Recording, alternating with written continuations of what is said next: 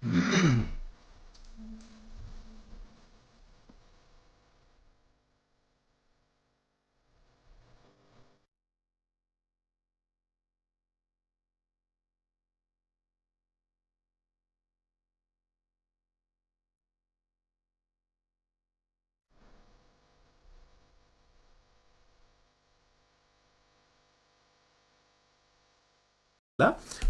ক্লাসে এসে তোমাদের বার্তা হচ্ছে যে তোমরা করে এই পর্যায়ে এসে যথেষ্ট ম্যাচিউর।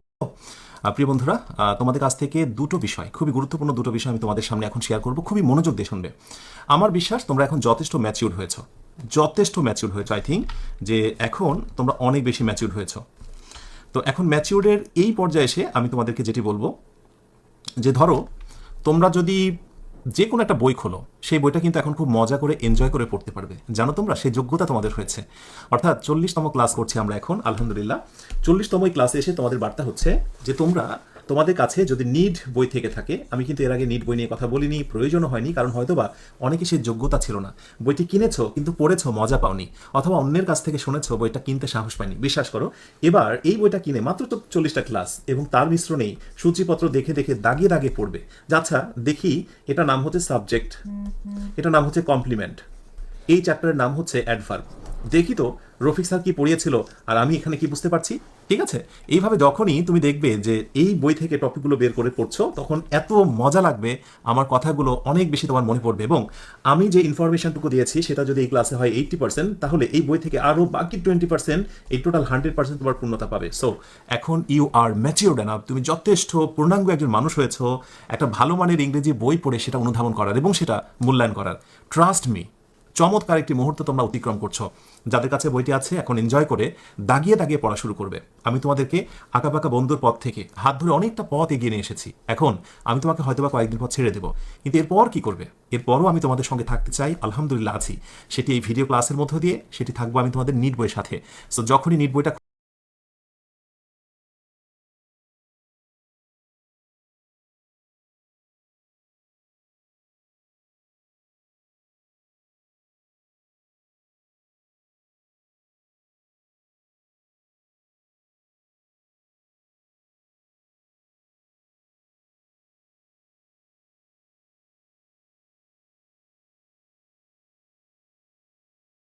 খুলবে, মনে করবে আমি ঠিক এই 50 দিনের মতো করে তোমাকে আনিছি। সো কথা দাও যে আমার ক্লাসের অবসর সময় যখনই পাবে, নিট বই সূচিপত্র ধরে ধরে পেজ নাম্বার দাগিয়ে উল্টিয়ে সেটা চমৎকার করে তুমি পড়া শুরু করবে, মনে থাকবে। আর যারা বইটা এখনো নাওনি, লাইব্রেরিতে পাওয়া যায়, বাট অনেক সময় লাইব্রেরিতে আবার ভেজাল হয়ে যেতে পারে, নকল হতে পারে, তোমরা অনলাইন থেকে অর্ডার করতে পারো। সো ইংলিশ মজা ওয়েবসাইট থেকে englishmoja.com অথবা আমাদের পেজে নক দিও, আমার পেজে নজর রেখো, সেখান থেকে জানতে পারবে বিস্তারিত। এবার প্রত্যেকের কাছে আমি একটি জিনিস জানতে চাই এবং তারপরে আমার এই ক্লাসটা শুরু করবো। সেটা হচ্ছে, শিরোনাম হলো জানতে চাই। আচ্ছা বলো তো, তুমি এত কষ্ট করে যখন 40তম ক্লাসে এসে হাজির হয়েছো, আর যারা এই 40তম ক্লাস না, হয়তোবা 1 থেকে 40-এর মাঝখানে এখানে ছিঁচড়ে মানে আশ্রে পড়ে গেছে যারা, বা কোনো কারণে তারা আমাদের সঙ্গে আজ পর্যন্ত আসতে পারেনি, অথবা বিভিন্ন অজুহাত দেখিয়ে তারা বাদ পড়েছে, তাদের ব্যাপারে আজকে তুমি কি বলবে বলো তো? যারা ইচ্ছা করে ক্লাসগুলো ত্যাগ করেছে, যারা ভেবেছিল সফল হতে পারবে না, এই দুর্লভ এক বিষয়। তোমার কমেন্ট, তোমার বলছে যে আমি প্রেপোজিশনস নিয়ে কথা বলবো। প্রেপোজিশনসের সঙ্গে আমি খুবই গুরুত্বপূর্ণ যেটা মুখস্থ অংশ, অ্যাপ্রোপ্রিয়েট প্রেপোজিশন, অ্যাপ্রোপ্রিয়েট প্রেপোজিশন। এবং অ্যাপ্রোপ্রিয়েট প্রেপোজিশনের সঙ্গে আরেকটা জিনিসের চমৎকার সম্পর্ক আছে, সেটি আজকে আমি ইনশাল্লাহ ক্লিয়ার করে দেবো। সেটি হচ্ছে গ্রুপ ভার্ব, হ্যাঁ, যেটিকে অন্য কথায় বলা হয় ফ্রেজাল ভার্ব। আমি একটু লিখে দিই, PHRASL, ফ্রেজাল ভার্ব। ওকে, সো বেসিক্যালি মূল আলোচনা বিষয় প্রেপোজিশন, এর সঙ্গে আরও যে কয়েকটা টপিক সেটাও প্রেপোজিশনের সঙ্গে সঙ্গতিপূর্ণ। তো প্রথমত প্রেপোজিশনসের একেবারে বেসিক থেকে আমরা শুরু করি, কেমন? আচ্ছা আমি একটু ব্ল্যাক কালারটা নিই। ওকে, সো ফার্স্টে আমরা যদি প্রেপোজিশনের সংজ্ঞার কথা বলি, তাহলে প্রেপোজিশনস বেসিক্যালি হচ্ছে সিঙ্গেল ওয়ার্ড, অথবা আমি বলবো যে group of word, GROP, group of words. একেবারে সিঙ্গেল ওয়ার্ড অথবা হচ্ছে গ্রুপ অফ ওয়ার্ড, এরা সম্পর্ক তৈরি করে। বেসিক্যালি কার সঙ্গে এরা সম্পর্ক তৈরি করে? একটা বাক্যে নাউনের সঙ্গে, অথবা প্রোনাউনের সঙ্গে, অথবা জেরান্ডের সঙ্গে, JERUND, জেরান্ডের সঙ্গে, অথবা নাউন ফ্রেজের সঙ্গে। ওকে, তাহলে এই কয়টি হলো প্রিপোজিশনের প্রথম কাজ, যে ওয়ার্ড অথবা গ্রুপ অফ ওয়ার্ড মিলে এরা একটা সম্পর্ক তৈরি করে নাউন, প্রোনাউন, জেরান অথবা নাউন ফ্রেজের সঙ্গে। এখন আমরা যদি প্রিপোজিশনসের একটা উদাহরণটা নিই, এখানে প্রিপোজিশনসের আলোচনা এবং সেখানে একটা ছোট্ট উদাহরণ খেয়াল করো। আমি যদি বলি যে হি ordered me to leave the place, ওকে। এখন প্রশ্ন হলো এই অপশানটা দিয়ে আমি যদি তোমাকে বলি যে বলো তো এই বাক্যতে যে আমরা টু বসিয়েছি, এই টুটা কি? ইজ ইট প্রিপোজিশন অর অন্য কিছু? কি বলবে তোমরা? খুবই সিম্পল, যদি বেসিক ধারণা না থেকে তুমি আনসার করো তাহলে একেবারেই বলে ফেলবে এটা প্রিপোজিশন। কারণ প্রিপোজিশনসের জীবনের শুরুতে আমরা কিন্তু এরকম দেখি যে টু, ইন, অন, উইথ, এই টু এর প্রসঙ্গে এসে যায়, কিন্তু টু কি আদৌ বাক্যটাই preposition? He order me to leave the place, সেই স্থানটি ত্যাগ করতে আমাকে আদেশ করেছিল। নো, টু কোনোভাবে প্রিপোজিশন হতে পারে না, কারণ এটা যদি প্রিপোজিশন হয় সে একটা রিলেশন তৈরি করতে চাইবে নাউনের সঙ্গে। তো লিভ কি নাউন? প্রোনাউনের সঙ্গে। লিভ কি প্রোনাউন? লিভ কি জেরান? লিভ কি নাউন ফ্রেজ? নো, লিভ মানে ছেড়ে যাওয়া, এটি হচ্ছে ভার্ব। তো যেহেতু ভার্বের আগে বসেছে, অতএব আর যাই হোক টু এখানে যে প্রিপোজিশন নয় এটা স্বীকৃত। ওকে, তাহলে এইটুকু একটু জেনে রাখো যে এই কয়েকটি কন্ডিশন ব্যতীত যে নাউন অথবা নাউন ইকুইভ্যালেন্স, নাউনের সমজাতীয় হতে পারে নাউন ফ্রেজ, জেরান, এইগুলো প্রোনাউন বা প্রোনাউনের মতো। ওকে, এইগুলো ব্যতীত অন্যান্য ক্ষেত্রগুলোতে যা বসে সেটি কখনোই প্রিপোজিশন হতে পারে না। তাহলে এখানে এই আনসারটা দিয়ে দিই আমরা, এই যে টু প্লাস লিভ যেটাকে বলছি ভার্বে বেস ফর্ম, এইটুকুকে বলা হচ্ছে ইনফিনিটিভ। নন ফাইনাইটের একটা প্রকার, নন ফাইনাইট ভার্বের একটা প্রকার, সেখানে জেনেছো তোমরা ইনফিনিটিভ। ওকে, এখন যদি ভর্তি পরীক্ষায়, প্রতিযোগিতামূলক পরীক্ষায় টু এর নিচে আন্ডারলাইন করে তাহলে এটা আন্ডারলাইন করা ঠিক নয়, এটা ভুল। তার কারণ হলো টু লিভ মিলেই একটা জিনিসের নাম, একটা জিনিসের অস্তিত্ব, যার নাম হচ্ছে ইনফিনিটিভ। শুধু যদি টু এর নিচে আন্ডারলাইন করে তাহলে অপশানে বলা উচিত এটার নাম হলো ইনফিনিটিভ মার্কার। এটার নাম কি? এই টুটাকে শুধু বলতে হবে ইনফিনিটিভ মার্কার, ইনফিনিটিভ মার্কার। ঠিক আছে, ইনফিনিটিভ মার্কার একটু অন্য কালার দিই যাতে করে চোখে পড়ে। ব্যাস, এই হচ্ছে প্রিপোজিশন সংজ্ঞার সঙ্গে আমরা সম্পর্ক রেখে একটু বোঝার চেষ্টা করলাম যে অন্য ক্ষেত্রে এটা কি প্রিপোজিশন হতে পারে কিনা। পাশাপাশি আমি আরেকটি এক্সাম্পল টানবো, যেমন যে ভুলটা তোমরা অনেকেই করতে পারো। যেমন আমি যদি বলি যে হি কেম ইন, এবং ইনের নিচে আন্ডারলাইন করা হলো, এবং আন্ডারলাইন করেই বলা হচ্ছে যে এই ইনটাকে কি বলা যেতে পারে। সো অপশানে প্রশ্ন করা হচ্ছে এটি কি প্রিপোজিশন, আরও অনেক অপশান, এটি কি অ্যাডভার্ব, এটসেট্রা, অনেক কিছু। তাহলে স্বাভাবিকভাবেই ওই বেসিকটুকু না জানার কারণেই, ছোট্ট এই ইনফরমেশনটুকুই শুধু জানো যে in, at, to, with, for, এগুলো প্রিপোজিশন, তুমি ঘনহারে হয়তো বলে ফেলবে ইন এখানে প্রিপোজিশন, কিন্তু না, এটির নাম হচ্ছে অ্যাডভার্ব। কারণ অ্যাডভার্ব যখন আমি পড়িয়েছিলাম সেখানে বলেছিলাম ভার্বের সঙ্গে সঙ্গতি, কেম ইন ভেতরে এসেছিল, ভার্বকে মডিফাই করছে, আসার ধরনটাকে, ভেতরে আসা। সো ইন হচ্ছে বেসিকলি একটা পজিশন বোঝাচ্ছে, ভেতরে অবস্থানে কথা বোঝাচ্ছে। সো ইন এখানে হলো অ্যাডভার্ব। তার মানে আমরা সাদা চোখে যা দেখি, অল্প জানাতে যেটা বুঝি সেটা নয়, সেন্টেন্সে কিন্তু অর্থের উপরে অনেক কিছু ডিপেন্ড করে। ঠিক আছে, এবং আরেকটা এক্সাম্পল দিয়ে আমরা আরেকটু সামনে এগোবো। যেমন ধরো আমি আরেকটা এক্সাম্পল দিই। আচ্ছা, আমি ব্ল্যাক কালারটাই সাথে নিই। ধরো বলা হলো যে হোয়াট আর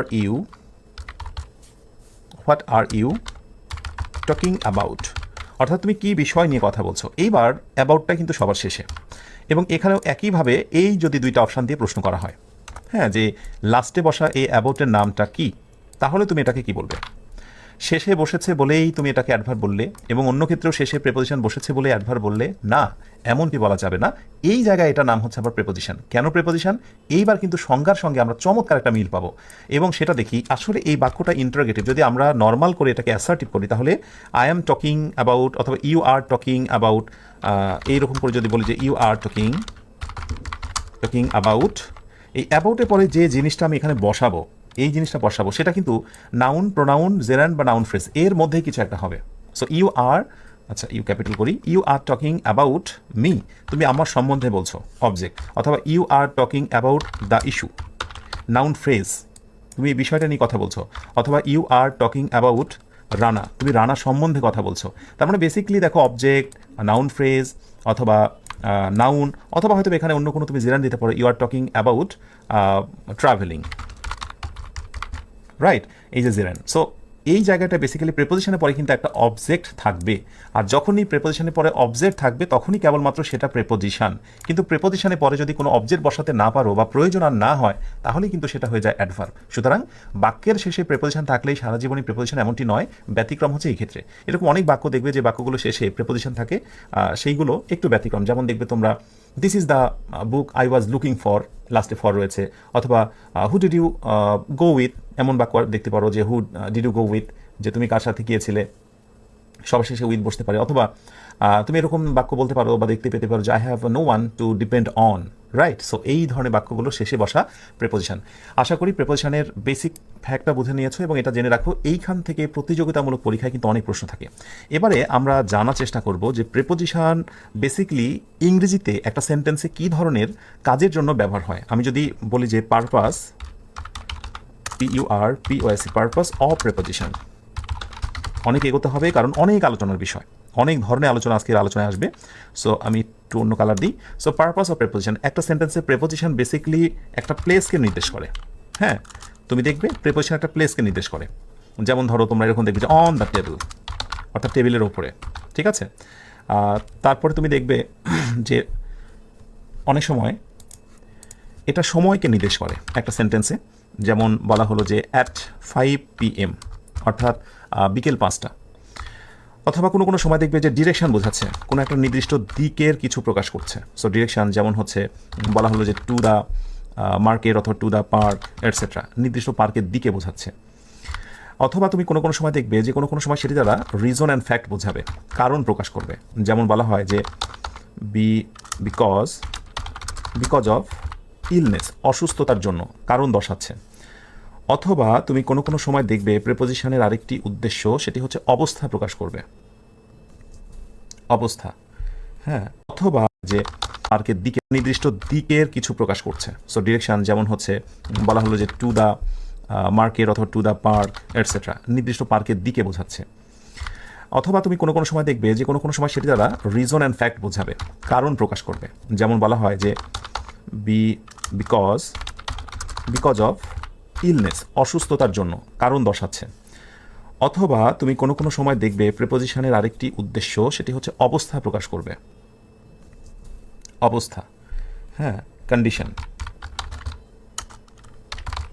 একটা অবস্থা প্রকাশ করবে যে তুমি, বা হচ্ছে যে কন্ডিশন, সেটাকে আমরা বলতে পারি যে বিসাইড মি, এরকম হয় না?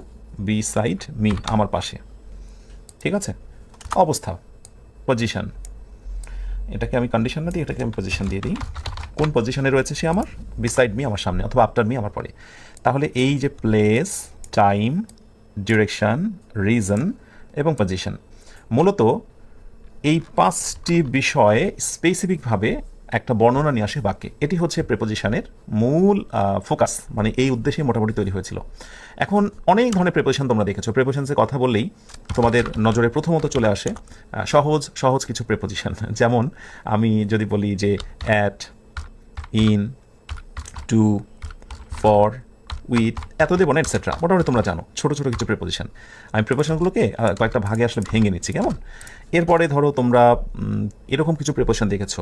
যেমন ধরো আমি বললাম যে অ্যাজ ওয়েল অ্যাজ, হয়তো জানো না, আজকে জেনে রাখো অ্যাজ ওয়েল অ্যাজ এটা একটা প্রেপোজিশন। অথবা তুমি দেখেছো বিকজ অফ, অথবা ওয়েইং টু, এই টাইপের, OWING, আচ্ছা, ওয়েইং টু, এই টাইপেরও কিছু প্রেপোজিশন তোমরা দেখেছো। অথবা কোনো কোনো সময় তোমরা এরকম প্রেপোজিশন দেখেছো যে দুইটা মিলে একসাথে প্রেপোজিশন হয়ে যায়, যুক্ত হয়ে। যেমন ধরো আউটসাইড, SID, আউটসাইড, অথবা হচ্ছে ইনসাইড, এরকম আছে না অনেক শব্দ, উইদিন, উইদাউট, উইথ ইন, অথবা হচ্ছে উইথ আউট, এটসেট্রা। ওকে, এটা নিচে রেডার তুলে দিই। এছাড়াও কিছু কিছু অদ্ভুত প্রেপোজিশন দেখতে পাবে, হয়তো বা জানো না, আজকে জেনে রাখো। যেমন ধরো ফলোয়িং, ING যুক্ত, দেখতে মনে হয় অন্য শব্দ। কনসিডারিং, অথবা হচ্ছে রিগার্ডিং, এই টাইপের শব্দগুলো, কনসার্নিং, এটসেট্রা। ওকে, মোটামুটি প্রেপোজিশনগুলোকে গ্রামারিয়ানরা এইরকম বেসিক 4টি ভাগে ভাগ করেছে। তো এই যেগুলো ছোট ধরনের প্রেপোজিশন, এগুলোকে বলা হয় ওয়ান ওয়ার্ড, অথবা যেটাকে বলা হয় সিম্পল প্রেপোজিশন। এগুলো আমরা নাম দিচ্ছি কিন্তু। ওয়ান ওয়ার্ড অথবা সিম্পল প্রেপোজিশনস। সো আমরা একটু অন্য কালার করে দিই যাতে নজরে আসে। আমরা প্রকারের মধ্যে আছি। আর যেগুলো একের অধিক শব্দ মিলে একটা প্রেপোজিশন, একের অধিক শব্দ মিলে একটা প্রেপোজিশন, সেগুলোকে বলা হচ্ছে মাল্টি ওয়ার্ড অথবা কম্পাউন্ডও বলা হয় কোনো কোনো সময়, কম্পাউন্ড প্রেপোজিশন, PREPOS, হ্যাঁ প্রেপোজিশন। ছোটোখাটো বানান ভুল হলে একটু অন্য দৃষ্টি দেখে নিও। সো মাল্টি ওয়ার্ড বা কম্পাউন্ড প্রেপোজিশন, ঠিক আছে। আর আরেকটি ক্যাটাগরি হচ্ছে এইটা, সো এটাকে 3 নাম্বার দিয়ে দিই। গ্রামারিয়ানরা বলছি যে দুইটা ওয়ার্ড মিলে যদি একসাথে প্রেপোজিশন হয়, সরি মাল্টি ওয়ার্ড প্রেপোজিশন, এটা মিস্টেক করেছে, এটার নাম শুধু মাল্টি ওয়ার্ড প্রেপোজিশন, প্রেপোজিশন। আর দুইটা মিলে একটা প্রেপোজিশন, এটার নাম হচ্ছে কম্পাউন্ড প্রেপোজিশন, মানে উপরেরটা নিচে চলে আসবে, কেমন, কম্পাউন্ড প্রেপোজিশন। ওকে, সো 1 2 3 এই 3টা হচ্ছে প্রকার। এর সঙ্গে আরেকটি রয়েছে 4 নাম্বার, বলো দেখি এই প্রকারের নাম কি? ইয়েস, যারা মনে মনে ভাবছিলে যেহেতু আইএনজি ভাব, অতএব তোমার নাম হচ্ছে পার্টিসিপল। এই জেরান এবং পার্টিসিপল কিন্তু আমাদের হাতে রয়েছে, ইনশাআল্লাহ আমরা আলোচনা করে ফেলবো 40তম ক্লাসের পরপরই। পার্টিসিপল প্রেপোজিশন যেগুলোর সঙ্গে আইএনজি থাকে। ওকে, এই কয়েকটি প্রেপোজিশন, আর এর সঙ্গে কোনো কোনো সময় তোমরা আরেকটা প্রেপোজিশন দেখতে পাবে, আমি সেটা একটু পরে বলছি তোমাদের। তো আশা করি যে at, to, with, in, for এগুলো নিয়ে খুব সমস্যা নেই, এগুলো তোমরা যে কোনো বই থেকে ছোটো ছোটো ধারণা পাবে। আর এগুলোর ভিতরে যেগুলো হচ্ছে মোস্ট কনফিউজিং সেগুলো আমি একটু পরে তোমাদের দেখাবো। As well as because of, owing to, এগুলো ব্যবহার তোমরা এমনি দেখলে বুঝবে। কম্পাউন্ড প্রেপোজিশন, ওকে, পার্টিসিপল প্রেপোজিশনস। এখানে আমি একটা ছোট্ট টেস্ট দিই এবং দিয়ে তোমাদেরকে জিজ্ঞাসা করি যে এই কোয়েশ্চেন্সের রাইট আনসার কী। ধরো বলা হলো দ্য স্ট্রিটস কি হলো, were flooded, streets were flooded by the, sorry এখানে দেব হচ্ছে following the heavy rain. Okay, so এইবার প্রথম প্রশ্ন হচ্ছে ফলোয়িংয়ের নিচে আন্ডারলাইন করে ভর্তি পরীক্ষা সহ প্রতিযোগিতামূলক পরীক্ষা বিভিন্ন জায়গায় প্রশ্নগুলো করা হয়, অথবা একাডেমিক পরীক্ষাতে ফিলিং ইন দ্য গ্যাপ করে দিয়ে প্রশ্ন করা হয়। এই আইএনজি যুক্ত প্রিপারেশনটার নাম কি? তো অপশান এ, বি, সি, অনেক অপশান থাকবে, অপশান ডি। তো বুঝতেই পারছো, বলবে যে সিম্পল প্রিপোজিশন, তারপরে মাল্টি ওয়ার্ড প্রিপোজিশন, তারপরে কম্পাউন্ড প্রিপোজিশন, আর একটিতে দেবে হচ্ছে পার্টিসিপল প্রিপোজিশন। তো একেবারেই তো বলবো যে আনন্দ বেঁধে গেছে, তাই না? কমন পড়ে গেছে যে হ্যাঁ পেয়েছি, ফলোয়িং, এটার নাম হচ্ছে participle preposition. Yes, your right, এটা হচ্ছে পার্টিসিপল প্রিপোজিশন। কিন্তু এখানে একটা মজার রহস্য হলো, যেটি না জানার কারণে তুমি ট্রান্সলেশনে দক্ষ হতে পারবে না। পার্টিসিপল প্রিপোজিশন যেগুলো, সেগুলোর কিন্তু যেমন অর্থ তোমরা করো তেমন অর্থ নয়। যেমন এই বাক্যটার যদি আমি তোমাদের কাছে বাংলা জানতে চাই, the streets over flooded following the heavy rain, তাহলে বাংলাটা কি বলবে? যে বৃষ্টি অনুসরণের মাধ্যমে রাস্তাটা প্লাবিত হয়েছিল? না, এখানে ফলোয়িং মানে অনুসরণীয় বা অনুসরণ করার মতো নয়। এখানে ফলোয়িং মানে হচ্ছে আফটার। বুঝতে পেরেছ? ফলোয়িং মানে কি বললাম? ফলোয়িং মানে বললাম আফটার, ব্যতিক্রম। আবার যদি কোনো যাতে কনসিডারিং দেখো, তাহলে তার অর্থ হয়ে যাবে গিভেন, যেটাকে আমরা বলি প্রদত্ত, মানে কোনো কিছু দেওয়া হয়েছে। যদি কোথাও রিগার্ডিং দেখি, তাহলে সেখানে আমরা বলবো অ্যাবাউট। তার মানে এই শব্দগুলো ছদ্মবেশে এই সাধারণ প্রেপোজিশনসগুলোর অর্থ নিহিত। সুতরাং এই বাক্যটির অর্থ এবার কিন্তু খুব স্পষ্ট করে বলতে পারবে যদি ফলোয়িংয়ের জায়গায় তুমি আফটারটা দিয়ে রিপ্লেস করো। কি বলবে বলো তো? খুবই মজা অ্যান্ড ফানি, যে রাস্তাটা প্লাবিত হয়েছিল প্রচুর পরিমাণে, প্রচণ্ড বৃষ্টিপাতের পর। ওকে, এই হচ্ছে মোটামুটি মজা।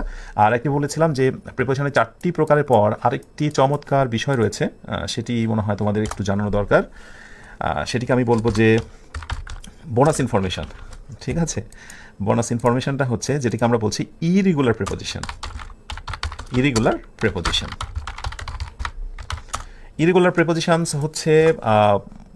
প্রিপোজিশনস হচ্ছে অনেকগুলো হয় অনেক সময়, কিন্তু সবচেয়ে বেশি তোমরা যে কয়েকটা দেখতে পাবে, আমি সেই কয়েকটার কথা একটু যদি বলি। যেমন হচ্ছে তোমরা পাবে লাইক, তোমরা পাবে পাস্ট, এরপরে তোমরা পাবে বাট।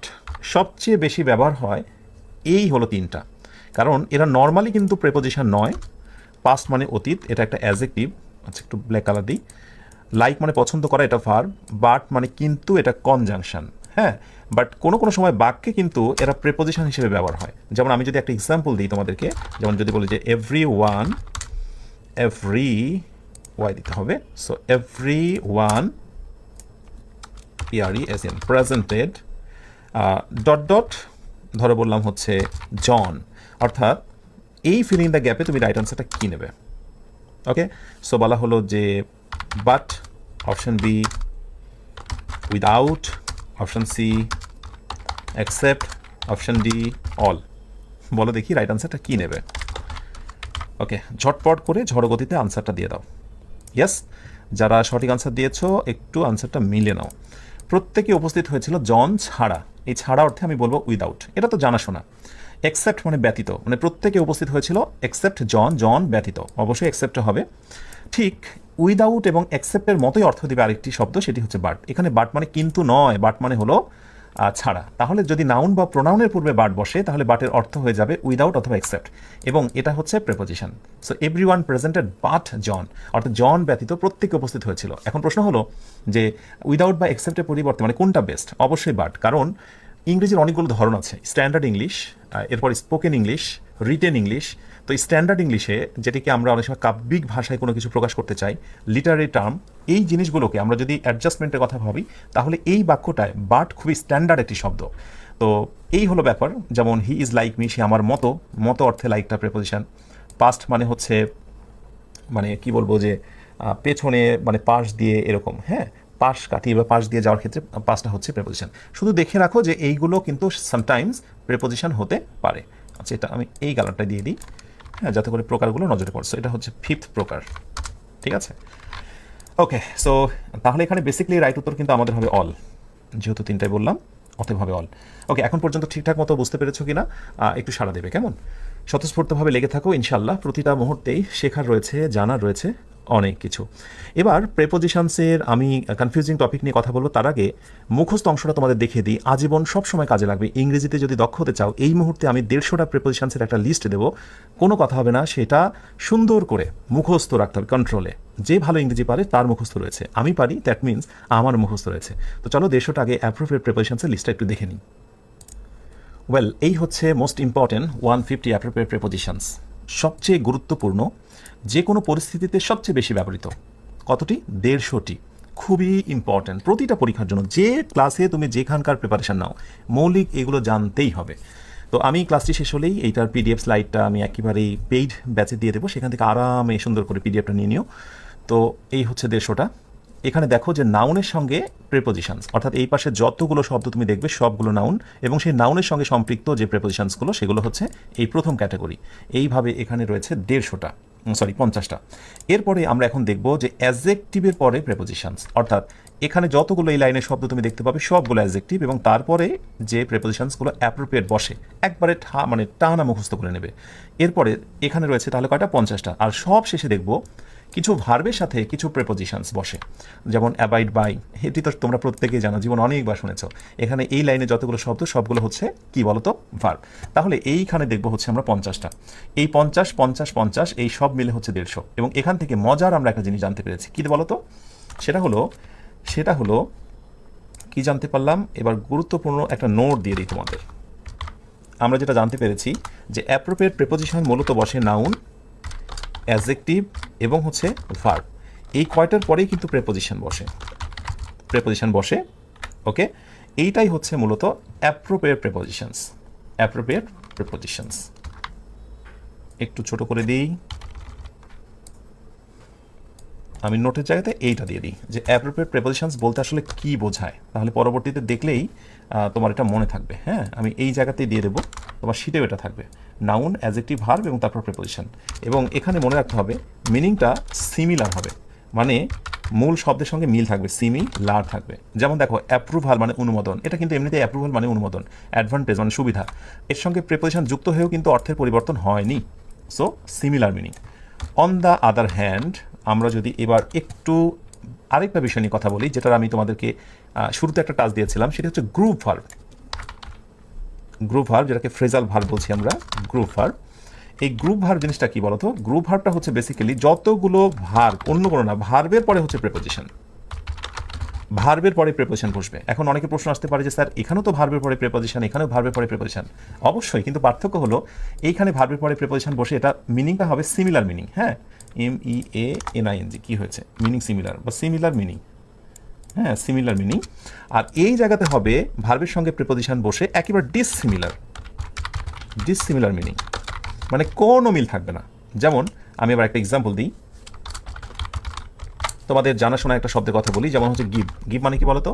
গিভ মানে হচ্ছে দেওয়া। কিন্তু যখন বলবো গিভ আপ, গিভ আপ মানে কি বলতো? ইয়েস, গিভ আপ মানে হচ্ছে লিভ, মানে ত্যাগ করা। অর্থের সাথে কোনো কিছু মিললো, গিভ মানে ভার্বের সঙ্গে প্রিপোজিশন যখনই বসলো এবং অর্থটা হয়ে গেলো একবার ডিসিমিলার, ছেড়ে যাওয়া, ত্যাগ করা, তখনই এটার নাম হয়ে গেল group verb. On the other hand, আমি যদি এটার পাশে বলি, যদি এক্সাম্পল নিচে অনেক রয়েছে, তারপরে যদি আমি একটা এক্সাম্পল দিই, যেমন ধরো আমি যদি বলি যে গুড, গুড মানে ভালো, গুড অ্যাট, গুড অ্যাট মানে দক্ষ, দেখো অর্থে কিন্তু পরিবর্তন হলো না। আবার আমি যদি তোমার ধরো অ্যাপোলোজাইজ, অ্যাপোলোজাইজ মানে হচ্ছে ক্ষমা, অ্যাপোলোজাইজ, ঠিক আছে, অ্যাপোলোজাইজ, জি হবে এখানে, হ্যাঁ অ্যাপোলোজাইজ। সো অ্যাপোলোজাইজের পর যদি আমরা ফর দিই, ক্ষমা প্রার্থনা করা, অ্যাপোলোজাইজ মানেই ক্ষমা, তারপরে ফর, কোনো অর্থের পরিবর্তন নেই। আবার ধরো আমি বললাম ইন্টারেস্টেড, অ্যাডজেক্টিভ, ইন্টারেস্টেড এর সঙ্গে ইন বসে, ইন্টারেস্টেড ইন মানে হচ্ছে কি, মজাদার, আকর্ষণীয়। তো এই যে শব্দগুলোর পরে প্রিপোজিশন বসা সত্ত্বেও অর্থের পরিবর্তন হলো না, this is call appropriate preposition. কিন্তু ভার্ব বা শব্দ বসার পর যদি প্রিপোজিশন বসে অর্থের পরিবর্তন হয়ে যায়, তাহলেই তার নাম হচ্ছে গ্রুপ ভার্ব বা অন্য কথায় ফ্রেজাল ভার্ব। ঠিক আছে, আরেকটি এক্সাম্পল দিই, যেমন আমি যদি বলি যে হি মে টেল আপন ইউ, যদি বলি যে এটার বাংলা করো, হি মে টেল আপন ইউ, তাহলে মনে হয় অনেকে দাঁত ভেঙে যেতে পারে যে কি এক কঠিন জিনিস না। আচ্ছা, সো হি মে টেল আপন ইউ, এই টেল মানে হলো বলা, আর আপন তো একটা প্রিপোজিশন, কিন্তু এখানে বলা নয়। টেল আপনের অর্থ একেবারে ডিসিমিলার, যা জানো তা না চেঞ্জ হওয়া। টেল আপন মানে হচ্ছে হার্ম বা ক্ষতি করা, রাইট, এইটা HARM, হার্ম। তাহলে এই যে অর্থের পরিবর্তনটা হয়ে যাচ্ছে, হি মে টেল আপন ইউ, সে তোমার ক্ষতি করতে পারে, অর্থের পরিবর্তন, এইগুলোকে বলা হচ্ছে গ্রুপ ভার্ব। আশা করি এরপরে এই অ্যাপ্রোপ্রিয়েট প্রিপোজিশনস এবং গ্রুপ ভার্ব নিয়ে অবাক হয়ে যাবে না দেখে, এবং ভাববে না যে তারা একই জিনিস, না তারা ভিন্ন। তাই এই দুইটি জিনিসই তোমাকে মুখস্থ করতে হবে। ক্লাস শেষে আমি অ্যাপ্রোপ্রিয়েট প্রিপোজিশনসের লিস্টটা দিয়ে দেবো, আর গ্রুপ ভার্ব যে কোনো বইয়ে যে কোনো জায়গা থেকে তুমি পেয়ে যাবে। আমার উদ্দেশ্য তোমাকে মৌলিক বিষয়ে একটা ধারণা দেওয়া, যাতে করে তুমি শুধু ইংরেজি শেখা নয়, তুমি আরেকজনকে ভবিষ্যতে শেখাতে পারো, এবং কেউ যদি তোমাকে প্রশ্ন করে তাহলে যেন তুমি আটকে না যাও। বিশ্বাস করে যারা ক্লাস করছো, আমি আমার শিক্ষা জীবনে ছোট থেকে আমি খুব কিউরিয়াস ছিলাম ইংরেজির ব্যাপারে, যেটা কেন হয়, কেন এটা হলো। আমি দুঃখ পাই এখন যে তখন আমি আসলে এগুলো স্বতঃস্ফূর্ত আনসার আমাদের অনারেবল টিচার্সদের থেকে আমি পাইনি। আমি তাদেরকে সম্মান করি, সম্মান রেখে এটা বলছি, পাইনি আমি। বাট তোমরা এই যে পাচ্ছ, এটাকে রিসিভ করো ইনশাআল্লাহ। ভালো কোনো বই অথবা ভালো কোনো টিচারের লেকচার তোমার কাছে আর অবোঝা থাকবে না। উনি যা বলবেন একটু বললে তুমি আরেকটু বুঝে ফেলতে পারবে, বিকজ আমি তোমাকে বেসিকটা দিচ্ছি, আর এটি হলো 50 বেসিক ক্লাসের মূল কথা। ওকে, এবার আমরা কথা বলবো মোস্ট কনফিউজিং প্রিপোজিশনস, অর্থাৎ যে প্রিপোজিশনসগুলো একটা আরেকটার সঙ্গে সাংঘর্ষিক। সো মানে এটা ভার্সাস ওইটা, এই দুইটার মধ্যে পার্থক্য। এভাবে আমরা কয়েকটা প্রিপোজিশনস নিয়ে কথা বলবো, আর বাকি অনেক প্রিপোজিশনস হয়তো আমরা বলবো না। ওই যে বললাম, এরপর তোমরা যে কোনো বই খুললে বেসিকটা বুঝে গেছো, প্রিপোজিশনস এমনি বুঝবে। আমি তোমাদেরকে হাত ধরে একেবারে জরাজীর্ণ অথবা কণ্টকাকীর্ণ পথ বেয়ে তোমাকে একটা মসৃণ পথে আমি তুলে দেবো, সামনে হেঁটে গন্তব্যে পৌঁছার দায়িত্ব তোমার। সেই কাজটি করছি বেসিক 50 ক্লাসে। আচ্ছা, টু মানে হলো দিকে, আবার টুয়ার্ডস মানে দিকে। কোনো কোনো সময় দুইটা প্রিপোজিশনস ব্যবহার হয়, বাট তোমাকে জিজ্ঞাসা করলে কনফিউজড হয়ে যাও যে কোথায় তুমি এটা ব্যবহার করবে। তো যেহেতু সিমিলার এক্সাম্পলস, একই ধরনের, ওই জন্য আমি একটা পেজে রেখেছি তোমাকে বোঝানোর জন্য।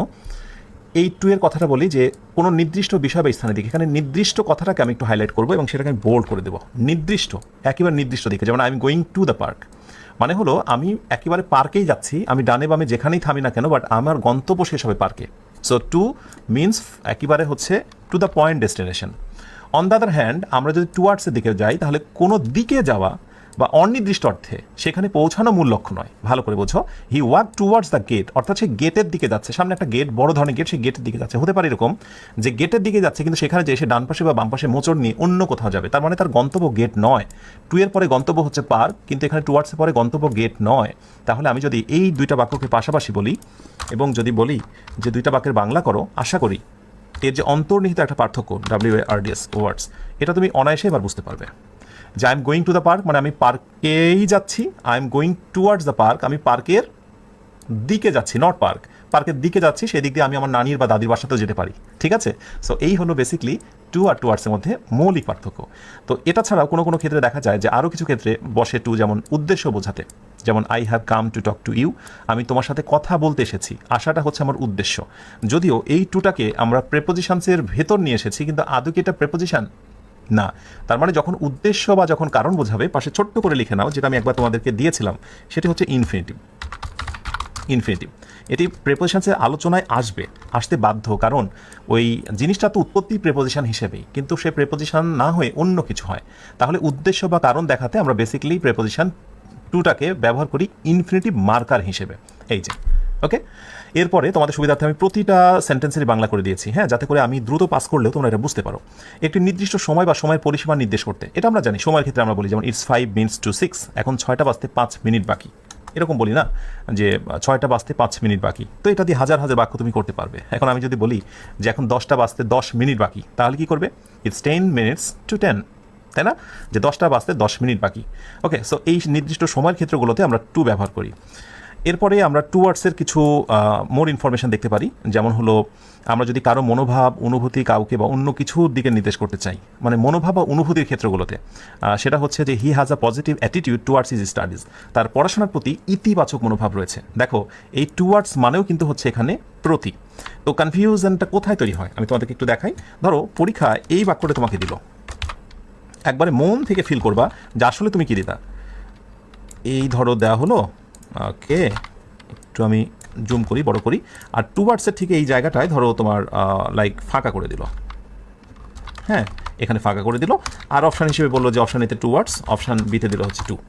দেখো টুয়ার্ডসের বাংলাও এখানে প্রতি, আবার টু মানে যে প্রতি তুমি কিন্তু সেটাও জানো। He has a positive attitude to his studies, no, এটা জানতে হবে অ্যাটিটিউড বা ফিলিংয়ের ক্ষেত্রে যখন প্রতি বোঝাবে, অ্যাটিটিউড বা ফিলিংয়ের ক্ষেত্রে প্রতি বোঝালে সেখানে টু নয়, সেখানে বসবে টুয়ার্ডস। তাহলে জিনিসটা এক হলেও এখানে ফ্লেভারটা কিন্তু আলাদা, ঠিক আছে, বাংলা ফ্লেভারটা একটু আলাদা। আচ্ছা, এটা একটা গেল। আর সব শেষে যে প্রোগ্রেস বা মুভমেন্ট, মানে একটি লক্ষ্যের দিকে, অগ্রগতিমূলক লক্ষ্যের দিকে পৌঁছানোর জন্য টুয়ার্ডস ব্যবহার হয়। যেমন we are moving towards a better future, আমরা একটি উন্নত ভবিষ্যতের দিকে যাচ্ছি। প্রোগ্রেস, উন্নত, ভালো কিছু, উন্নয়নমূলক কিছু, এইসবের দিকে অর্থে টু ব্যবহার হয়। আশা করি টু এবং টুয়ার্ডস নিয়ে একটা ভালো কনসেপ্ট পেয়েছ। এরপরে আমরা দেখব ইন ভার্সাস ইন টু। ডানে বামে বেশি দিচ্ছি না, তোমাদের জন্য কিন্তু রেড মার্ক করে দিয়েছি, এই যে দুইটা রেড, যাতে করে তোমাদের নজরটা এর ভেতরে থাকে। আচ্ছা, ইন এবং হচ্ছে ইনটু, তো এই হলো ইন আর এই হলো ইনটু। ইন বেসিক্যালি হলো ভেতরে বোঝানো হয়, একবারে ভেতরে অবস্থান, যে the cat is in the box, বিড়ালটি বাক্সের মধ্যে, বাক্সের ভেতরে। ওকে, বাট আমরা যদি মৌলিক পার্থক্য ইনটুর ক্ষেত্রে বলি, তাহলে বাহির থেকে ভেতরে, এবং সেটা গতিবিধি, মনে রাখতে হবে একটা গতি থাকবে, একটা অ্যাকশন থাকবে, রাইট। এটা ভিতরে ঢুকে বসে আছে বা ভিতরে ঠান্ডা অবস্থা, মানে আর নড়াচড়া নেই, কিন্তু বাহির থেকে ভেতরের গতি বোঝাবে। যেমন হি জাম্পড, হি বাইরে ছিল, সে বাইরে ছিল, জাম্প করলো এবং সে পানির মধ্যে যে পড়লো, ইটস কল্ড গতিশীল। So into is equal to, আমি বলবো মুভিং সেন্স বা হচ্ছে কন্টিনিউয়াস একটা সেন্স বোঝাবে, ঠিক আছে। এই জিনিসটা একটা মৌলিক পার্থক্য মনে রেখো তোমরা। ইন হলো স্থির ভেতরের অবস্থা, আর ইনটু হচ্ছে বাহির থেকে ভেতর দিকে যাবে, গতিশীল একটি অবস্থা। ইনের আরও কিছু এক্সাম্পল রয়েছে, যেমন আমি সময়কাল নির্দেশ করতে ইন ব্যবহার হয়, এটা তোমরা জানো। হি ওয়াজ বোর্ন ইন 1990, জন্মগ্রহণের ক্ষেত্রে, সময়ের ক্ষেত্রে বোর্ন ইন অথবা সময়ের আগে ইন। আর সাধারণ কোনো সিচুয়েশান, একটা সমস্যার মধ্যে থাকা, সিচুয়েশনে জড়িত হওয়ার ক্ষেত্রে ইন ইউজ করা হয়, যেমন he is in travel, he is in problem, he is in dilemma, সে উভয় সংকটের মধ্যে, এরকম কোনো অবস্থার মধ্যে হলে বি ভার পরবর্তী ইন ব্যবহার হয়। এখানে একটা শর্টকাট টেকনিক আছে, তোমরা চাইলে এই শর্টকাটটা নোট করে নিতে পারো, sometimes it will help you a lot. সেটি হচ্ছে বি ভার্বের পরে বেসিক্যালি ইন বসে এবং তারপরে একটা অ্যাডজেক্টিভ থাকে, যেটা দ্বারা পজিশন বা হচ্ছে জেনারেল একটা সিচুয়েশন বোঝায়। শর্টকাটটা আমি একটু অন্য কালার করে দিই। এই যে দেখো, বি ভার্ব, ইন এবং এরপরে ট্রাভেল, ব্যতিক্রম হতে পারে, তবে মোস্ট অফ দ্য টাইমস তুমি এটা দেখতে পাবে। আর ইনটু এর আর একটা এক্সাম্পলস দেখো, সেটি হলো যে একটি অবস্থা থেকে আরেকটি অবস্থায় রূপান্তর, চেঞ্জ ও ট্রান্সফরমেশন। তো রূপান্তরটা কি? রূপান্তর হচ্ছে দ্য ওয়াটার টার্ন ইনটু আইস, তার মানে ওয়াটার, জেনারেল একটা ওয়াটার ছিল, কিন্তু বিশেষ কোনো কারণ কৌশলে সেটা আইস বা বরফে রূপান্তর হয়েছে। এই যে ট্রান্সফরমেশন, রূপান্তর, সেটাও কিন্তু অনেকটা গতিবিধি, মানে এটাও কিন্তু গতিশীল, একটা অবস্থা থেকে আরেকটি অবস্থায় যাওয়া, সেই ক্ষেত্রে ইনটু, এখানেও কিন্তু সেটি আবার প্রমাণিত হয়েছে। সুতরাং ইন এবং ইনটু নিয়ে যে ছোট্ট একটা কনফিউশন তৈরি হতে পারে, আমার বিশ্বাস তুমি সেটা পরিষ্কার হয়েছে। ওকে, এবার কি বলে যে খুবই পিচ্চি সাইজের একটা প্রেপোজিশন নিয়ে কথা বলবো, এবং সেটি হচ্ছে অ্যাট ভার্সাস অন। অ্যাট মানে স্থান বোঝায়, আর অন বেসিক্যালি উপরে বোঝায়। তো এই ছোট স্থান বা বড় স্থান নিয়ে অনেক সময় দ্বন্দ্ব হয়। তো সেখানে আমি বলি যে বেসিক্যালি এটি হচ্ছে প্রথম থিম, যে যদি ছোট স্থান নির্দিষ্ট করতে চাই আমরা, তাহলে অ্যাট বসে। আর একসাথে যদি ছোট এবং বড় থাকে, তাহলে অ্যাট এবং ইন বসে, এটা তো তোমরা জানো। তো এখানে সরি, আমি প্রথমে একটা ভুল বলেছিলাম, অন তো আসলে স্থান ওই সব ক্ষেত্রে না, বেসিক্যালি অ্যাট আর ইনের কথা বলছিলাম। অ্যাট হচ্ছে ছোট স্থান আর ইন হচ্ছে বড় স্থান। এই বাক্যটা খেয়াল করে দেখো, he is waiting at the bus stop, অর্থাৎ সে বাস স্টপে অপেক্ষা করছে। বাস স্টপ নির্দিষ্ট এবং ছোট একটা জায়গা। আমি যদি বলি যে সে চায়ের দোকান অবস্থান করছে, যে he is at the tea stall, মানে ছোট্ট কোনো অবস্থান, চায়ের দোকান, এই ছোট জিনিসগুলোর ক্ষেত্রে বেসিক্যালি অ্যাট বসে। ওকে, আর এছাড়াও অ্যাটের আরও কিছু এক্সাম্পলস জানা দরকার, যেমন সুনির্দিষ্ট সময়ের ক্ষেত্রে আমরা যেমন টাইম মেনশন করি, যে সকাল 10টা, দুপুর 10টা, এই সময়টা ঘড়ির কাটার সময়গুলো অ্যাট 10 AM 10 PM এগুলো। আর কোনো প্রতিষ্ঠানে থাকার ক্ষেত্রে যে সে কোথায় অবস্থান করছে, যে he is at school, he is at college, he is at the institution, প্রতিষ্ঠান বা কোনো একটি কর্মস্থলে যখন কেউ অবস্থান করে সেখানে অ্যাড বসে। আরেকটি হচ্ছে পয়েন্ট ইন টাইম, চলমান একটি প্রক্রিয়ার কার্যকলাপ প্রকাশার্থে, যেমন হি রিয়েলাইজ দ্য ট্রুথ, সে সত্যটি অনুধাবন করলো বা বুঝতে পারলো সেই মুহূর্তে, যেই মুহূর্তে, এই যে at that moment, at that time, at this moment, এই অ্যাডগুলো বেসিক্যালি চলমান একটা প্রক্রিয়া, সে যে বুঝতে পারছে ওই প্রক্রিয়াকে মিন করার জন্য অ্যাড বসেছে। তার মানে অ্যাড দিয়ে যদি তুমি শুধুই জানতে ছোট স্থানের ক্ষেত্রে অ্যাড বসে, তাহলে কিন্তু ঝামেলা হয়ে যেত। আচ্ছা, একটা ছোট্ট টেস্ট দিই তাহলে। প্রথমে যে আমি একটু বোঝাতে যে তোতলামি করেছিলাম মানে বললাম আবার করলাম, যেমন আমি যদি বলি he lives dot dot Mirpur dot dot Dhaka. Okay, তো যেটা বলছিলাম যে একসাথে দুইটা স্থান হলে ইংরেজি নিয়ম হচ্ছে যে সবচেয়ে ছোটটা থাকবে আগে, তারপরে বড়, এবং ক্রমান্বয়ে এভাবে আস্তে আস্তে বড় হবে। তো সবচেয়ে ছোটটা আগেটা, সো এখানে হবে অ্যাট, আর তার থেকে বড় এটা হবে ইন। এবং মনে রাখতে হবে এরপরে যতগুলো স্থানে নাম আসবে সেগুলো হচ্ছে বড় স্থান, এবং সেগুলো পূর্বে ইন হবে। BANG কি লিখছি, BANGLADE এসেছে, বাংলাদেশ। ওকে, সো এখানেও কিন্তু ইন হবে। তার মানে ছোট স্থানের ক্ষেত্রে আমরা অ্যাড বসাবো, এখানেও সেই আগের কথাটি প্রমাণিত, ছোট স্থানের ক্ষেত্রে অ্যাড, আর অনেকগুলো স্থান থাকলে পরবর্তীতে ক্রমান্বয়ে সবগুলোতে আমরা ইন দিয়ে দেবো।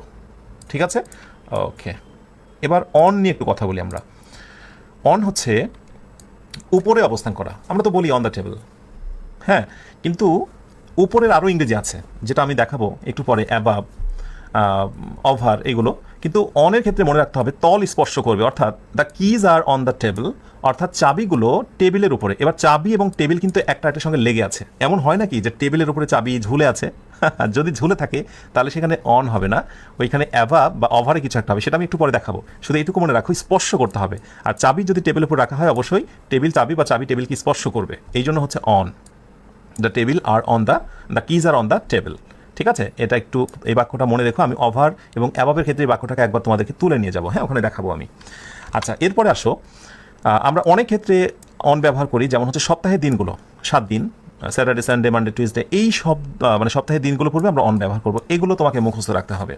ক্যালেন্ডারের নির্দিষ্ট তারিখের ক্ষেত্রে হয়তো আমরা বললাম যে 2024 সালের জুন মাস, অথবা জুন মাসের 5 তারিখ, তো এইভাবে অন জুলাই, অন জানুয়ারি। ওকে, আর প্রযুক্তির ক্ষেত্রে আমরা যদি কোনো ডিভাইস ইউজ করি, মোবাইল, টিভি, অথবা ফ্রিজ, অথবা টেলিভিশন, ক্যামেরা, যাই বলি না কেন, সেই ইনস্ট্রুমেন্ট বা টেকনোলজি ডিভাইসে পূর্বে অন বসবে।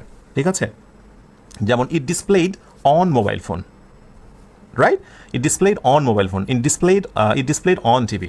সো এই প্রযুক্তির ক্ষেত্রে বেসিক্যালি কী বসে, অন বসে, ব্যাস, এনাফ। এখন একটা মজার তোমাদেরকে চার্ট দিই, তোমাদের কাজ হচ্ছে এটা একটু মুখস্থ রাখা।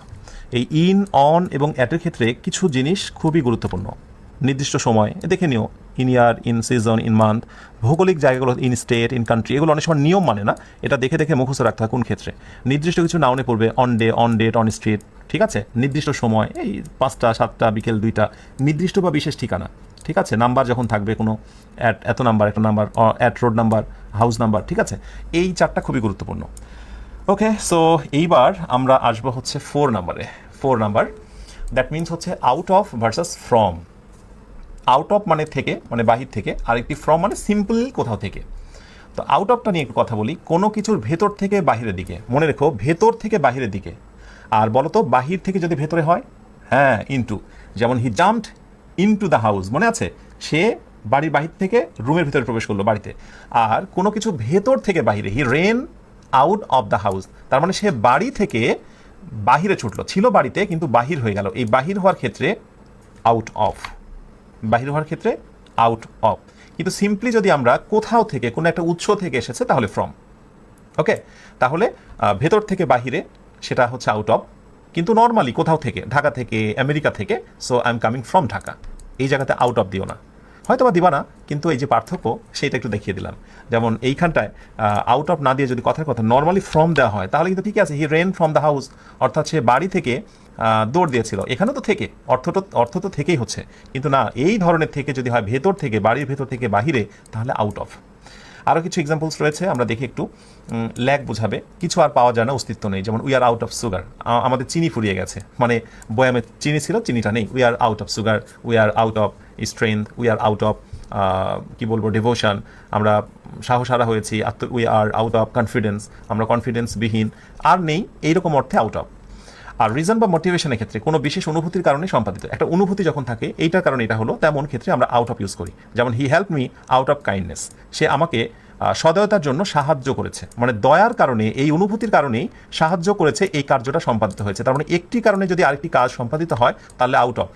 তো আরেকটি বিষয় ব্যবহার হয়, যেমন he got 5.10 marks in the final exam.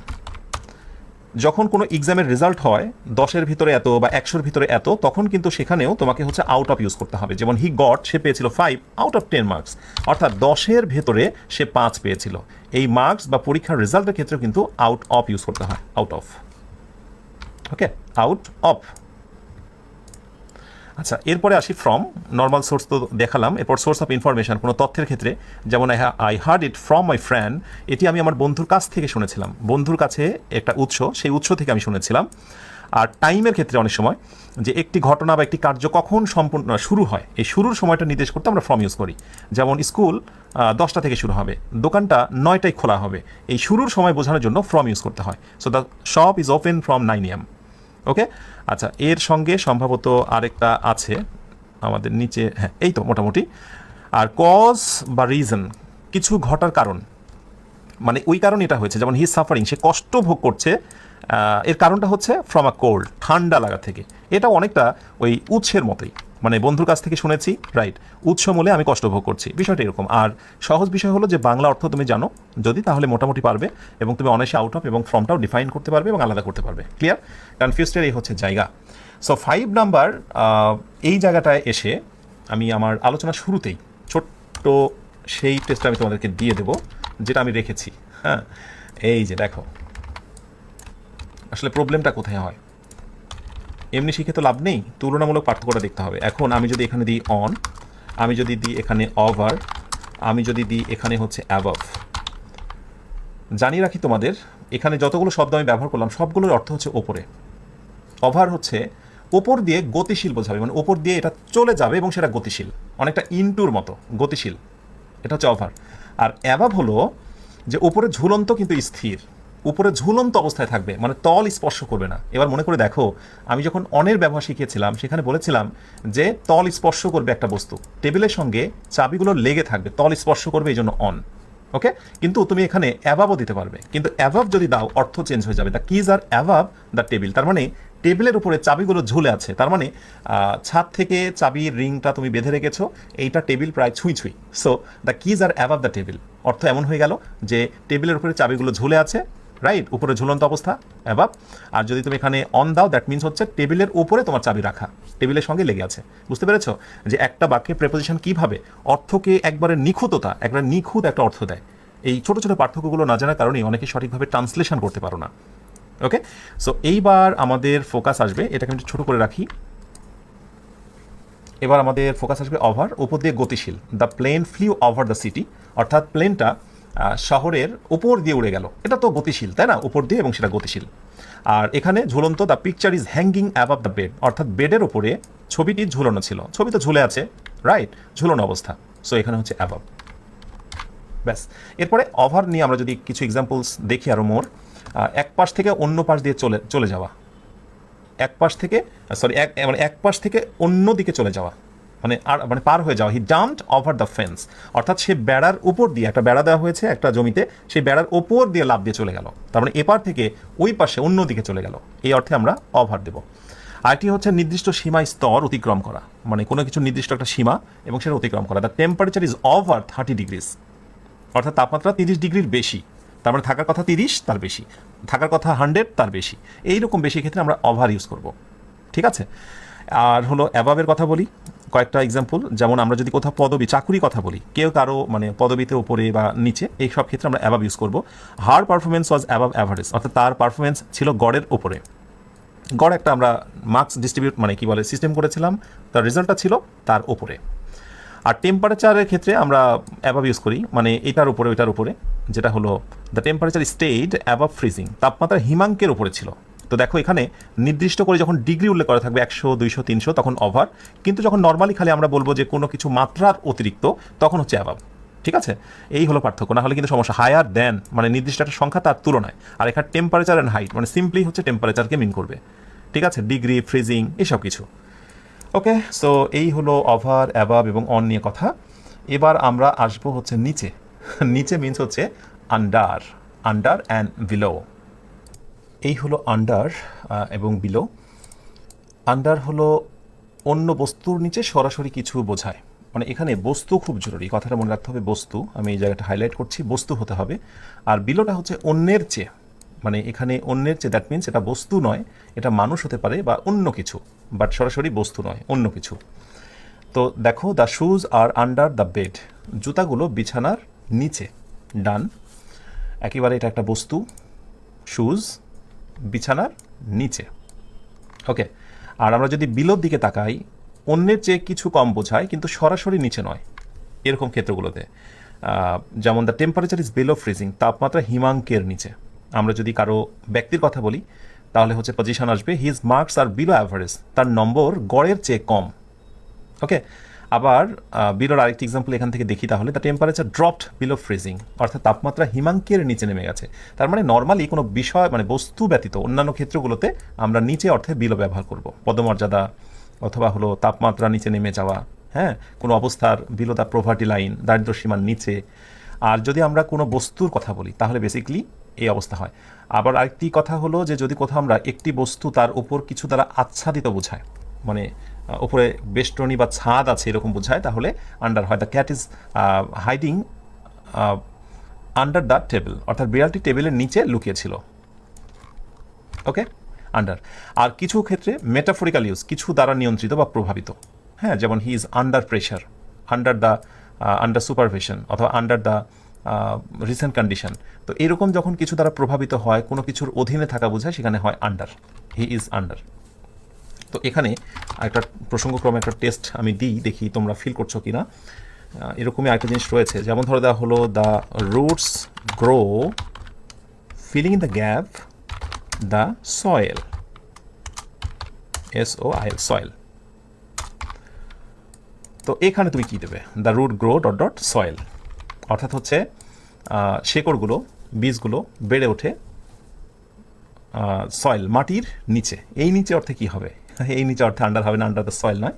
এখানে আন্ডারে একটা সমর্থক শব্দ প্রিপোজিশন রয়েছে, বিনিথ, BENEATH, বিনিথ হবে। তো এই বিনিথের ব্যবহারটা খুব বেশি না, বাট কয়েকটা ক্ষেত্রে তোমরা শর্টকাটটা লিখে রাখতে পারো।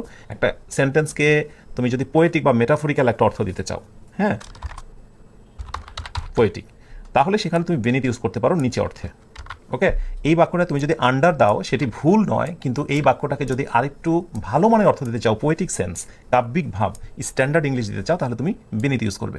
এটা হচ্ছে ওই যে ইয়ের মতো, কি বলে, এর আগে বলেছিলাম যে এভরিওয়ান প্রেজেন্টেড এক্সেপ্ট বা উইদাউট জন, মানে জন ব্যতীত, এক্সেপ্ট বা উইদাউটের পরিবর্তে আমরা বার দিয়েছিলাম স্ট্যান্ডার্ড লেভেলের ক্ষেত্রে। ঠিক একইভাবে আমরা আন্ডারের পরিবর্তে বেনিথ ইউজ করবো অধিক মানে ফর্মাল সেন্টেন্সগুলোতে, পোয়েটিক বা মেটাফরিক্যাল সেন্টেন্সগুলোতে। আদারওয়াইজ এখানে আন্ডার ব্যবহার করা যাবে। আর আমার উদ্দেশ্য হচ্ছে আন্ডারের মতোই যে সমর্থক শব্দ একটা রয়েছে সেটি তোমাকে চিনিয়ে দেওয়া। ক্লিয়ার? আচ্ছা, এখানে একটু রেড করি যাতে নজরে পড়ে। তো এই হলো আন্ডার। আন্ডার নিয়ে মোটামুটি সবগুলোই বললাম। এবার খুবই গুরুত্বপূর্ণ একটা বিষয় নিয়ে কথা বলবো, বিটুইন এবং অ্যামাং। এই বিটুইন নিয়ে তো একটা গোলক ধাঁধা সবার ভিতরে। বিটুইন মানেই অনেকে মনে করে দুইয়ের মধ্যে, আর অ্যামাং মানেই অনেকে মনে করে দুইয়ের অধিক। অবশ্যই কথাটা ঠিক, বাট এটি আংশিক কথা। পুরো কথা কি? পুরো কথা হচ্ছে এই কথাটা, একটু খেয়াল করতে হবে এই দুইটা, যে বিটুইন বলছে যে দুইটি স্বতন্ত্র জিনিস বা মানুষের মধ্যে, দুইটা স্বতন্ত্র জিনিস এবং মানুষের মধ্যে দুইটা স্বতন্ত্র জিনিস। প্রথমত একটু দেখো তোমরা, the story is between the bank and the hospital, অর্থাৎ দোকানটি ব্যাংক এবং হাসপাতালের মধ্যে। ব্যাংক একটা, হসপিটাল একটা, তো দুইটা। এখানে যে তোমরা বিটুইন দেবে সেই ছোটোবেলা থেকেই, বাল্যকাল থেকেই তোমরা এটা শিখে এসেছো। কিন্তু আমি যদি এই এক্সাম্পলটার দিকে তোমাকে এবার তাকাতে বলি, যে she had to choose between the three options, তিনটা অপশানসের ভেতরে সে সঠিকটা মানে কি বলে সি হ্যাড টু, তাকে চয়েস করতে হয়েছিল 3টা অপশানসের ভিতরে। তো অনেকেই কি মনে করবে যে অপশান তো 3টা, তার মানে অনেকের মধ্যে, অতএব এখানে তুমি অ্যামাং দিয়ে ফেলবে, কিন্তু না, এইখানে তোমার কি বসলো বলো তো, বিটুইন বসলো অনেকগুলো থাকা সত্ত্বেও। কারণটা কি? এখানেই একটা মজার কারণ আছে, সেই কারণটা একটু বলে দিই। কারণটা হচ্ছে যে যদি 3টি অপশানসের কথা বলি, ধরো অপশান এ, অপশান বি, কথার কথা অপশান সি, দেখো এগুলো কিন্তু হচ্ছে স্বতন্ত্র, একবার এগুলো মানে তুমি চাইলে আলাদা করতে পারবে। যখন তুমি আলাদা করতে পারবে সবগুলোকে, তখন অনেক হলেও সেখানে বসবে বিটুইন। কি বোঝনি না? আমি আরেকটা সহজ করে তোমাকে এক্সাম্পল দিই। যেমন ধরো আমি বললাম যে he divided the mangoes, fill in the gap, Sara, Zahid, Jim. এই টেস্টটা দিয়ে যদি তোমার কাছে প্রত্যাশা করি যে সম্ভাব্য রাইট আনসারটা তুমি কি দিতে চাও এই বাক্যটা বলো দেখি। দুটো অপশান দিলাম, একটা হচ্ছে বিটুইন, BETW বিটুইন, আর অপশান বিতে হচ্ছে ধরো অ্যামাং। তো এখানে তো 3জন ব্যক্তির ভিতরে সে আমটা ভাগ করে দিয়েছিল, তাহলে নর্মালি আগের নিয়ম অনুযায়ী তোমরা অ্যামাং দিয়ে ফেলবে, কিন্তু না, যখন ব্যক্তি 3টা আলাদা হবে, 1 নাম্বার হচ্ছে সারা, আলাদা সত্তা, 2 নাম্বার জাহিদ, এবং 3 নাম্বার হচ্ছে জিম। ওকে, সো এই মুহূর্তে কিন্তু আমরা এখানে দিয়ে ফেলবো বিটুইন। কিন্তু যদি এই সেম বাক্যটাই দেখো, আমি যদি এটাকে এই 3জন ব্যক্তিকে একটা গুচ্ছে রূপান্তর করি, সারা, জাহিদ এবং জিমকে, আমি বললাম দ্য ফ্রেন্ডস, দ্য এরপরে ইয়ে ফ্রেন্ডস।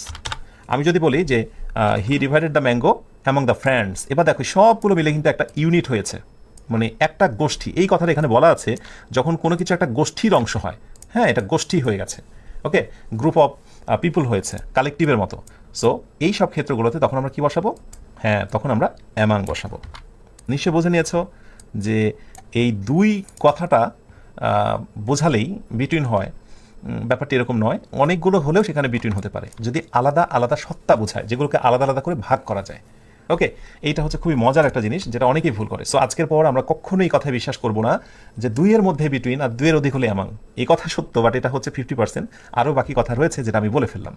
আচ্ছা, এরপরে বিটুইন অনেক সময় এরকম সময়ের ক্ষেত্রে হয় যে আমি দুপুর 2টা থেকে 3টার মধ্যে, বা বলা হচ্ছে 1 কিলোমিটার থেকে 2 কিলোমিটারের মধ্যে আমি অবস্থান করব, এরকম যখন তুলনা হয় সময়, টাইম ডিস্টেন্সের বিষয়, তখন বিটুইন হয়। যেমন 2টা থেকে 3টা, যেমন তুমি 2টা থেকে 3টার মধ্যে আসো, তাহলে আমি বলবো যে কাম বিটুইন 2 to 3 PM, অর্থাৎ 2টা থেকে 3টার মধ্যে তুমি আসো। ওকে, আচ্ছা, অ্যামাং নিয়ে তো কথা বলেই ফেললাম। 2টির বেশি জিনিস, সেটা হচ্ছে অ্যামাং হিজ ফ্রেন্ডস। তো এখানে একটা শর্টকাট টেকনিক তোমরা মনে রেখো, এটা অনেক বেশি তোমাকে হেল্প করবে। 2টা শর্টকাট টেকনিক, যখন অ্যামাংয়ের প্রসঙ্গ আসবে, AMONG অ্যামাং, অ্যামাংয়ের পরে একটা কমন নাউন থাকবে, কমন নাউন, এবং সেই কমন নাউনটা অবশ্যই হয়ে যাবে প্লুরাল। এটা হচ্ছে একটা গুরুত্বপূর্ণ শর্ত। এই শর্টকাটটা আমরা নিচে যত এক্সাম্পল দেখবো, আশা করি এই শর্টকাটের সঙ্গে সবগুলোই মিলে যাবে। হ্যাঁ, যাওয়ার কথা, দেখা যাক মিলছে কিনা। ওকে, শর্টকাট এই colour. So among his friends, তার বন্ধুদের মধ্যে, এটা গ্রুপ পুরা। হ্যাঁ, এখানে গ্রুপ বোঝাচ্ছে অনেকগুলো। এই যে দেখো, ফ্রেন্ড হচ্ছে কমন নাউন প্লুরাল। একইভাবে আমরা যদি 2টার যখন একটা গোষ্ঠীর অস্তিত্বের কথা প্রমাণ করি, মোর দ্যান 2, ওই কথাটাই she was standing among her friends, একই কথা। যখন আমরা ভাগ করে দেওয়ার কথা বলি, the mango was divided among the 3 siblings, অর্থাৎ এই যে দেখো, সিবলিংস মানে হলো যে তার ভাই বোন, এটাও কমন নাউন। তো এই যে কমন নাউনগুলো প্লুরাল, সেখানে অ্যামাং হয়েছে। আশা করি সমস্যা হবে না। তাহলে এবার একটা কাজ করি, আমি তোমাদের প্রতিযোগিতামূলক পরীক্ষায় একটা প্রশ্ন এসেছে, এই প্রশ্নটা দিই, ভবিষ্যতে তোমরা অনেকে দেখবে। আর যারা চাকরি প্রার্থী এবং ভর্তি পরীক্ষার্থীরা আমার এই ক্লাসগুলো করবে, তারা তো অবশ্যই মেবি এটা কমন পেয়ে যাবে, খুবই ইম্পর্টেন্ট একটা কোয়েশ্চেন্স। যেমন ধরো বললাম যে নেপাল, নাপা থেকে নেপাল, হ্যাঁ, আচ্ছা, Nepal lies dot dot India, ইন্ডিয়ার মধ্যে রয়েছে, তারপরে কার সাথে, চায়না, অ্যান্ড আরেকটা কার মধ্যে, ভুটানের মধ্যে। ওকে, প্রশ্ন হলো যে নেপাল লাইস ডট ডট আলোচনা থেকে, যে এখানে কি আমি বিটুইন বসাবো নাকি অ্যামাং বসাবো? বিটুইন, বি হচ্ছে অ্যামাং। ওকে, আমার বিশ্বাস যে তুমি যদি সাধারণ কনসেপ্ট নিয়ে থাকতে যে 1-এর অধিক বোঝালেই সেখানে অ্যামাং, তুমি অ্যামাং দিয়ে ফেলতে, কিন্তু আজকে বোঝাচ্ছ এখানে যখন স্বতন্ত্র দেশগুলোকে আলাদা করা যায়, 1 নম্বর দেশ, এরা 2 নম্বর দেশ, এরা 3 নম্বর দেশ, তারা স্বতন্ত্র দেশ, তাদের ভূখণ্ড আলাদা, এরকম স্বতন্ত্রতা প্রকাশ করলে সেখানে আমরা কি দিয়ে দেব? ইয়েস, সেখানে আমরা অবশ্যই কি দেব? অনেক বোঝালে সেখানে আমরা বিটুইন দেব। এই যে ক্লিয়ার, আশা করি বুঝেছ। অনেকগুলো বোঝালেও সেখানে বিটুইন হতে পারে। আরেকটা এক্সাম্পল দেখবে, চলো আরেকটা এক্সাম্পল দিই। যেমন আমি বললাম the growth, GROWTH, the growth ব্যতিক্রম, ইন ট্রেড ব্যবসার ক্ষেত্রে বৃদ্ধিটা, filling in the gap SAARC, SAARK SAARC, অনেকগুলো দেশ মিলিত। সার্ক কান্ট্রিজের মধ্যে গ্রোথটা খুব ভালো ছিল, দ্য গ্রোথ ইন ট্রেড হচ্ছে গিয়ে ওয়াজ রিমার্কেবল, ধরো GROWTH ওয়াজ ধরো রিমার্কেবল, রিমার্কেবল। বলো দেখি রাইট আনসারটা তুমি কি দেবে? তোমার সময় শুরু হয়েছে, দ্রুত জানাও। সার্ক কান্ট্রিজ, তো যতগুলো সার্কের কান্ট্রি আছে তুমি হয়তো এখানে মনে মনে ভাবছো যে অনেকগুলো দেশ অতএব অ্যামাং দিব, না রে বাবা, এখানেও বিটুইন। কেন? কারণ সার্কের যতগুলো সদস্য দেশ রয়েছে সবগুলো তো আলাদা সত্তা আছে, আলাদা আলাদা। সো আলাদা আলাদা যখন করা যায় সেগুলোতে কি বসে? বিটুইন বসে। সো এই হচ্ছে ব্যাপার, আশা করি বুঝে নিয়েছো। এবার সব শেষ আর একটা বিভাজন দেখাবো এবং তারপরে আলোচনার ইতি টানবো। Through versus across. Okay, through হলো ভেতর দিয়ে অতিক্রম করে একবারে বের হয়ে যাওয়া, একটা ফাঁপা নল এই দিক দিয়ে ঢুকে ওই দিক দিয়ে বের হয়ে যাওয়া, এটা মনে রাখবে।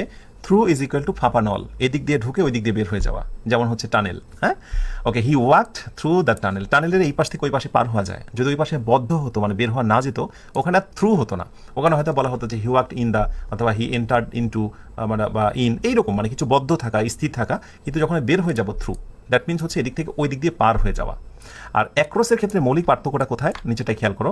আড়াআড়িভাবে এ পাশ থেকে ও পাশে, মানে এই পাশ থেকে ওই পাশে আড়াআড়ি, কিন্তু সেটা কোনো সুড়ঙ্গ নয়, মানে টানেল নয়। টানেল তো চারিদিকে ঘেরা, কিন্তু অ্যাক্রসটা হচ্ছে একেবারে উন্মুক্ত, কিন্তু আঁকাবাঁকা হয়ে ক্রস হয়ে এ পাশ থেকে ওই পাশে যাওয়া।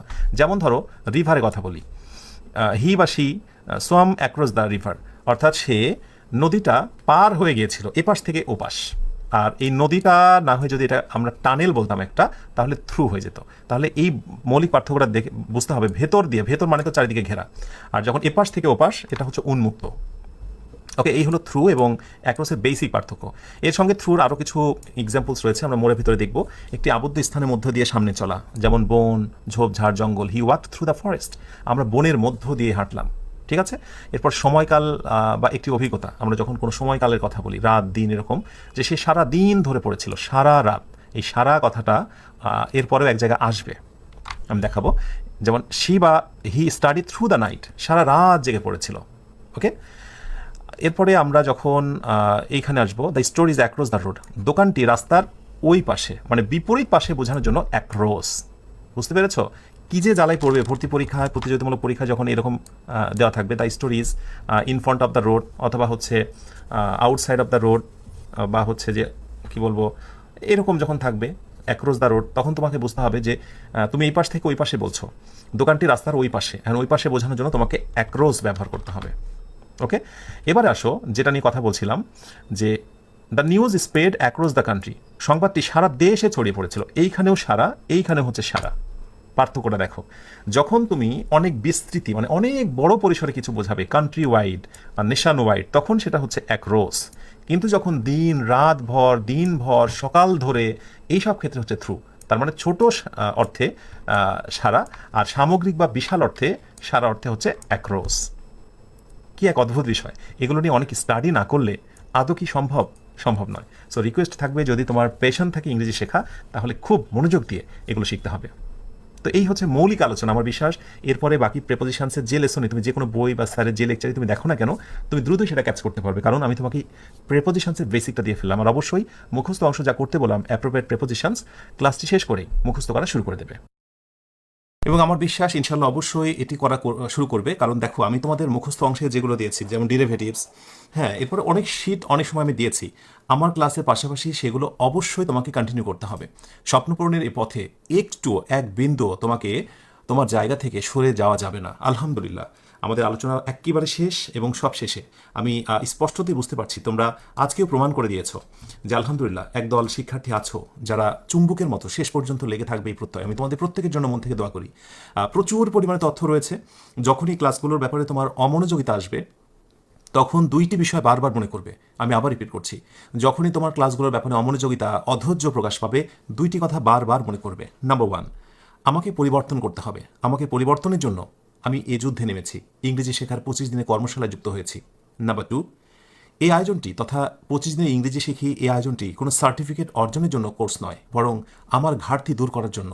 যেহেতু আমি নিজ ইচ্ছায় নিজেকে পরিবর্তনের জন্য যুক্ত হয়েছি, অতএব আমি কেন অধৈর্য হব, আমি কেন অন্যের মতো করে গা ভাসাবো। আলহামদুলিল্লাহ, তোমরা অনেকেই প্রমাণ দিয়েছো যে 2 ঘন্টার ক্লাসও এখন তোমরা ধৈর্য নিয়ে করতে পারো। কারণ ওই তো শুরুতে বলেছিলাম যে তোমরা এখন ধৈর্যের একটা বটবৃক্ষে পরিণত হয়েছো। আলহামদুলিল্লাহ, এটা তোমাদের যে কত কাজে দেবে, একদিন তোমরাই তোমাদের জুনিয়রদের সামনে, তোমাদের ছোটদের সামনে তোমরা এই কথাগুলো গল্প করতে পারবে। দেখো, কষ্টের দিনগুলো যদি না থাকে, তোমার সামনে হাজারো মানুষ তোমার কোন গল্প শুনে মোটিভেটেড হবে। তাই আমি বলি, কষ্টের গুরুত্বপূর্ণ এই দিনগুলো, কষ্টের এই দিনগুলো তোমার জীবনের জন্য অনেক বেশি গুরুত্বপূর্ণ। আলহামদুলিল্লাহ, শেষ করছি আজকের আয়োজনটি। পুরো এই আয়োজন শেষে তোমার টক ঝাল মিষ্টি তোমার যে অভিমত, তুমি সেটি আমাকে জানাতে থাকো। আর ক্লাসটি শেষ করেই ঠিক একইভাবে নাছোড় বান্দা হয়ে যদি মনে হয় ক্লাসের কোনো একটি অংশ বোঝনি, তাহলে জাস্ট 39 এবং 40 নম্বর ক্লাসটাই ফিরে যাও এবং আবার রিপিট করো। সাথে এটাও মনে করিয়ে দিই, এখন সময় এসেছে, লগ্ন এসেছে, এখন তুমি কিন্তু অবশ্যই নিট বইটা নিয়ে প্র্যাকটিস করতে পারবে। নিট বই হাতে নাও, নিয়মিত সময় পেলেই সোফায় বসে, একটু রোদে বসে, সময় পেলে অবসরে চমৎকার পরিবেশে একটু সূচিপত্র দেখে উল্টিয়ে পড়তে থাকো। দেখো, এবার ইংরেজিটা অনেক এনজয় করবে। ব্যাস, তোমাদের কমেন্টের দিকে নজর রেখে তোমাদের সুন্দর সুন্দর অভিমত শুনতে শুনতে আজকের আয়োজনটি শেষ করছি। ইনশাআল্লাহ, আল্লাহ যদি চায়, আগামীকাল আবার তোমাদের সঙ্গে কথা হবে ডে 21, অর্থাৎ 21তম